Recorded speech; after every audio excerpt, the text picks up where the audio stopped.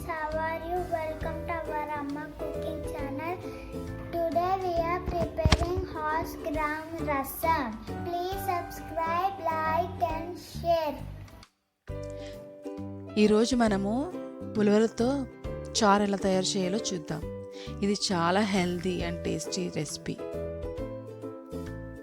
ఈ ఉలవలు తీసుకోవడం వలన మనకి ఐరన్ ఎక్కువగా ఉంటుంది, కాల్షియం ఉంటుంది, కార్బోహైడ్రేట్స్ ఉంటాయి, ఫైబర్ చాలా ఉంటుంది, వెయిట్ లాస్కి చాలా బాగా ఉపయోగపడుతుంది, మనకి ఉండే కఫాన్ని కూడా తగ్గిస్తుంది. ఈ ఉలవల చారుకి నేను 1 కప్పు ఉలవల్ని నైట్ అంతా నానబెట్టి తీసుకున్నాను. నానబెట్టిన ఉలవల్ని కుక్కర్లో వేసుకుని 1 కప్పు వాటర్ని కూడా వేసుకోండి. ఆల్రెడీ ఈ ఉలవలు నానిపోయినాయి కాబట్టి వాటర్ అనేది కొంచెం తక్కువగానే వేసుకోండి. 1 కప్పు వాటర్ వేసుకుంటే సరిపోతుంది. ఒక 5-6 విజిల్స్ వచ్చే వరకు పెట్టండి. ఒక 5 విజిల్స్ వచ్చిన తర్వాత కుక్కర్ మూత తీస్తే మనకి ఈ విధంగా ఉంటుంది. కొంచెం వాటర్ అనేది చిక్కగా వచ్చి ఉంటుంది. ఆ వాటర్ని ఒక గిన్నెలోకి తీసుకుని ఉలవలు చల్లారిన తర్వాత మిక్సీ చేసుకోండి. ఇలా ఉలవలు కొంచెం చల్లారిన తర్వాత బాగా చల్లారిన తర్వాత పేస్ట్గా చేసుకోండి. కొంచెం వాటర్ పోసుకుని పేస్ట్లా చేసుకోండి. ఇలా కొంచెం పేస్ట్లా అవ్వాలి. ఇది పక్కన పెట్టుకోండి. ఇప్పుడు మనము ఉలవల్లో నుంచి తీసిన నీళ్ళని కొన్ని 1 గ్లాసు నీళ్ళు పోసుకుని 1 ఉల్లిపాయ, 5-6 పచ్చిమిరపకాయలు, 2 టమాటాలు సన్నగా కట్ చేసుకుని ఈ ఉలవల నీళ్ళల్లో వేసుకుని ఒక 5-6 నిమిషాలు ఉడికించండి. టమాటా, ఉల్లిపాయ, పచ్చిమిరపకాయ కూడా కొంచెం ఉడకాలన్నమాట. ఇలా ఈ విధంగా ఉడికిన తర్వాత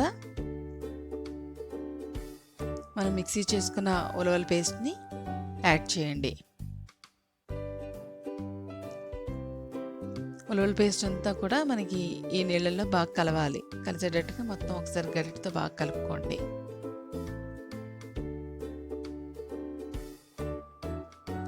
ఈ ఉలవలకి మనం ఈ పెద్ద కప్పుతో ఉలవలు తీసుకున్నాము. ఈ ఉలవలకి 1 నిమ్మకాయ సైజ్ అంత చింతపండుని తీసుకున్నాను నేను. ఈ చింతపండుని కొంచెం నీళ్ళల్లో బాగా నానబెట్టేసి చింతపండు నీళ్ళు తీసుకోండి. మొత్తం చింతపండు నీళ్ళన్నీ కూడా ఈ ఉలవల దాంట్లో వేసేసుకుని ఒక 1/2 టీ స్పూన్ పసుపు, 1 స్పూన్ కారం, ఒక 1.5 స్పూన్ సాల్ట్ కానీ లేకపోతే క్రిస్టల్ సాల్ట్ కానీ వేసుకోండి. రుచికి సరిపడగా ఒకసారి మొత్తం అంతా గరిటెతో బాగా కలిపి ఆ చింతపండులో ఉన్న రసం అంతా కూడా పిండుకుని మొత్తం వేసుకోండి.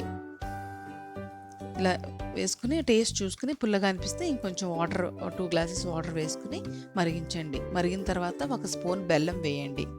బెల్లం వేసి అంతా ఒకసారి బాగా కలపండి.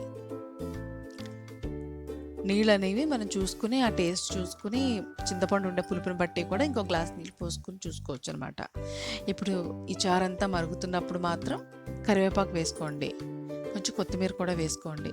మరుగుతున్నప్పుడు వేసుకుంటే కరివేపాకు ఇంకొంచెం మంచి ఫ్లేవర్ వస్తుంది. ఇలా గరిటెతో చూసుకుంటే మనకి అలా రావాలి, లిక్విడ్లా రావాలి. మరీ పలుచగా కాకుండా అలాగని చిక్కగా కాకుండా వీడియోలో చూపించిన విధంగా వస్తే సరిపోతుంది. ఇలా కొంచెం జారుగా రావాలి. ఇప్పుడు మనం తాలింపు పెట్టుకుందాము.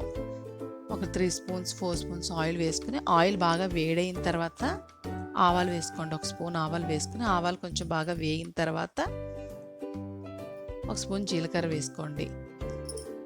ఎప్పుడు తాలింపులో ముందు ఆవాలు మాత్రం వేసుకోవాలి. ఆవాలు వేసిన 1 నిమిషం తర్వాత అన్నీ వేసుకోవాలి. ఒక 5-6 వెల్లుల్లి రెబ్బల్ని దంచి వేసుకోండి.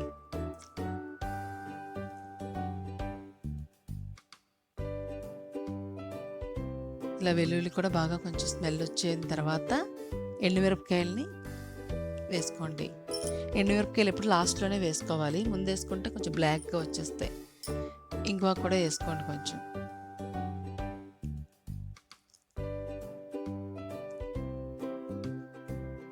మొత్తం పోపంతా బాగా ఫ్రై చేసుకోండి. కరివేపాకు మనం మరుగుతున్నప్పుడు వేసాం కాబట్టి ఇక్కడ కరివేపాకు వేసుకోక్కర్లేదు.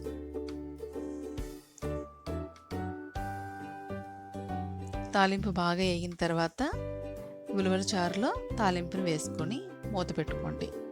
తాలింపు బాగా పెట్టుకుంటేనే మంచి ఫ్లేవర్, మంచి టేస్ట్ వస్తుంది. ఇది రైస్లోకి చాలా బాగుంటుంది, రాగి ముద్దలోకి చాలా బాగుంటుంది. ట్రై చేయండి అందరూ. ఈ వర్షాకాలం ఈ సీజన్లో ఉలవల్ని వీక్లీ 2 టైమ్స్ అయినా తీసుకుంటే మనకి కఫం అనేది, ఆ ఫ్లమ్ అనేది తగ్గుతుందనమాట. దగ్గు కానీ రొంపలు కానీ ఇవన్నీ ఏమి చెయ్యవు. చాలా హెల్దీ, టేస్టీ అండ్ రెసిపీ. అందరు ట్రై చేయండి. కందిపప్పుతో చేసుకునే పప్పుచారు కన్నా కూడా ఇది చాలా బాగుంటుంది. చాలా హెల్దీ. ప్లీజ్ సబ్స్క్రైబ్ చేయండి, లైక్ చేయండి, షేర్ చేయండి. Thank you.